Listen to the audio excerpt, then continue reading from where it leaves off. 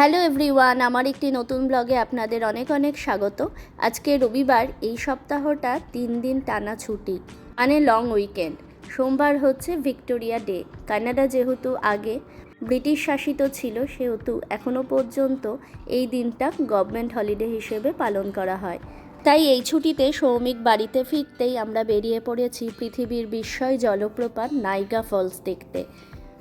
Toronto শহর থেকে direct Niagara যাওয়ার বাস এবং দুপাল্লার ট্রেন দুটোই এখান থেকে পাওয়া যায়। এই স্টেশনটা হচ্ছে ইউনিয়ন স্টেশন। টরন্টো শহরে অবস্থিত এই ইউনিয়ন স্টেশনটি হলো এই দেশের সবথেকে বড় এবং ব্যস্ততম পরিবহন কেন্দ্র।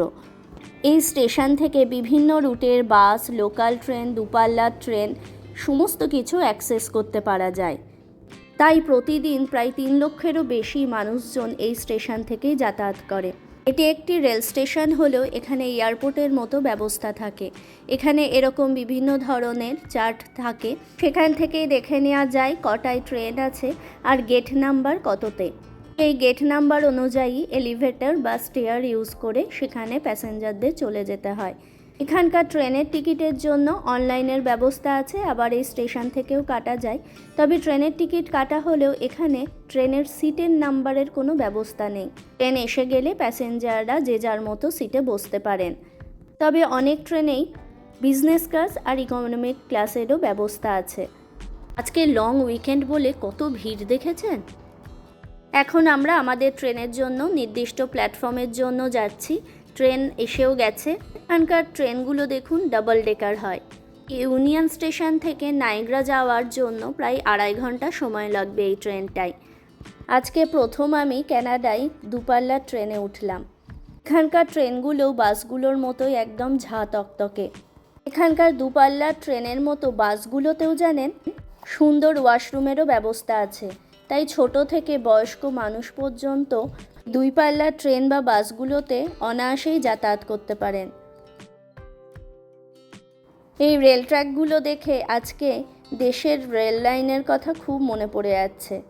কারণ আমাদের দেশের মতো এখানকার ট্রেনে কোনো হকার উঠতে পারে না, আবার একে অপরের সাথে গল্প করে বন্ধুত্বও গড়ে তুলতে পারে না। ট্রেনেও মনে হয় ফ্লাইটের মতো পিন অফ সাইলেন্স। এই ট্রেনগুলোতে জানেন ফ্রি ওয়াইফাই থাকে, তার সাথে একটা সাইলেন্ট জোনও থাকে, যেখানে এখানকার মানুষজন অনায়াসে অফিসের কাজ বা মিটিংও করে নিতে পারে। এই জায়গাটা দেখে আমার বাড়ির কাছের গঙ্গার কথা মনে পড়ে গেল। ঠিক এভাবেই বাড়ি ছেড়ে যখন চলে আসছিলাম তখনকার স্মৃতিটা মনে পড়ে গেল। আমরা নাইগ্রা রেল স্টেশনে চলে এসেছি। এবার এখান থেকে নাইগ্রা ফলস যাওয়ার জন্য প্রাইভেট বাস পাওয়া যায়, যেগুলোর এখন সৌমিকরা টিকিট কাটছে অনলাইন। ওই দেখুন বাসটা অলরেডি এসে গেছে। বাসে 5 থেকে 7 মিনিটের মধ্যেই আমরা নাইগ্রা জলপ্রপাতের কাছে এসে গেছি। প্রকৃতির এই অপূর্ব সৌন্দর্য যেন আমাদের চোখগুলোকে স্তম্ভিত করে দিয়েছে। নাইগ্রা হলো পৃথিবীর এক বিস্ময় জলপ্রপাত, যেখানে সর্বোচ্চ জলস্রোত তৈরি হয়।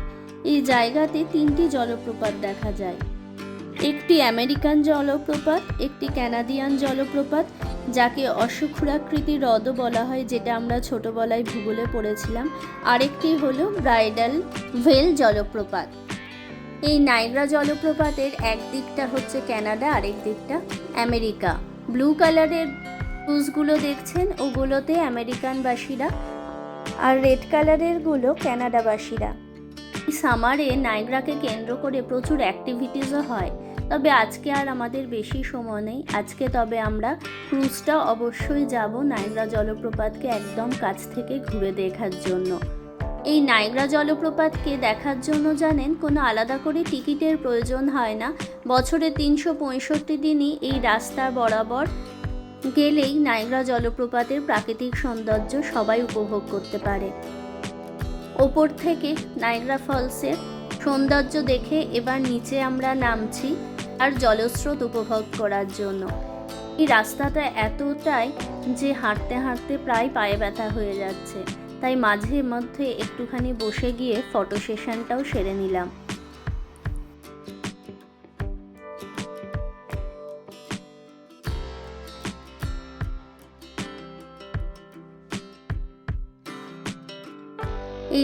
এই জায়গাটা হচ্ছে ক্রুজ সেন্টার। এখানে এসে টিকিট দেখিয়ে আমাদের রেনকোট কালেক্ট করে নিতে হবে। আর এই বাঁ দিকে দেখেছেন বেশ কিছু ট্রেলিং অ্যাক্টিভিটিসও আছে, যেগুলো থেকে একদম ওপর থেকে নায়াগ্রা ফলসের প্রাকৃতিক সৌন্দর্য দেখা যাবে। আমরা রেনকোট পরে রেডি হয়ে গেছি, ক্রুজের ওপর এসে গেছি। এই ক্রুজগুলো এতটাই বড় যে কমপক্ষে 200 মানুষ এই একটা ক্রুজে অনায়াসে যেতে পারেন একসাথে। আর এই ব্রিজটা দেখছেন, এটা হচ্ছে রেনবো ব্রিজ, যেটা কানাডা আর আমেরিকাকে সংযুক্ত করে রেখেছে।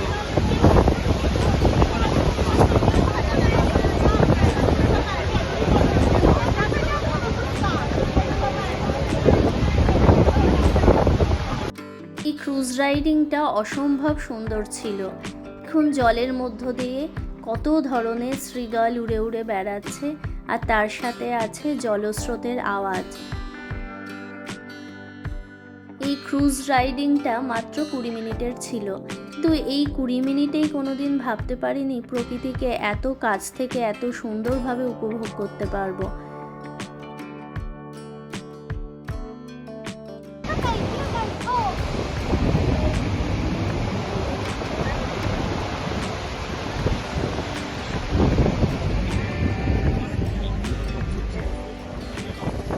এই নায়াগ্রা ফলসের পুরোপুরি সৌন্দর্য দেখার জন্য বছরে 2 বার অবশ্যই আসতে হয়, একটা সামারে আর একটা হচ্ছে উইন্টারে। এই উইন্টারে নায়াগ্রার জলপ্রপাতের জলগুলো পুরো বরফ হয়ে যায়, আরও একটা আলাদা সৌন্দর্য। আর প্রতিদিন রাত্রির বেলায় নায়াগ্রা ফলসটাকে রামধনুর কালারে সাজানো হয়। তবে আজকে এখানে আর থাকা হবে না, কারণ কালকে সকালেই সৌমিক আবার বেরিয়ে যাবে কাজের জন্য। আজকে যে করেই হোক, যত রাত্রি হোক, আমাদের বাড়িতে ফিরতেই হবে। ইচ্ছা আছে পরের বার এসে একদিন নাইট স্টে করে সমস্ত প্রাকৃতিক সৌন্দর্য উপভোগ করার। এখানে এখন একটু আমরা লাঞ্চ সেরে নিচ্ছি। এরপরেই আমরা এসে গেছি একটা স্টোরে, যেখানে বিভিন্ন ধরনের গিফট পাওয়া যায়। কানাডার ম্যাপেল সিরাপ ভীষণ বিখ্যাত। এই সবটাই বিভিন্ন ধরনের ম্যাপেল সিরাপ বিক্রি হচ্ছে। গোটা পৃথিবীতে যত পরিমাণে ম্যাপেল সিরাপ পাওয়া যায় তার 90% এই কানাডা থেকেই উৎপাদন করা হয়।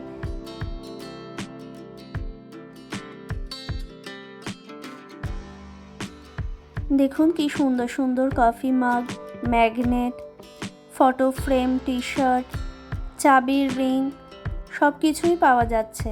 এছাড়াও আছে জানেন ভিন্ন ধরনের জুয়েলারি সেট, পেন্ডেন্ট, ইয়াররিং। এখানে এই সব ধরনের স্টোন দেয়া জুয়েলারি পরার প্রচুর চল আছে। এখানে দেখি সোনা, ডায়মন্ড এগুলোর বেশিরভাগ মানুষই পরে না।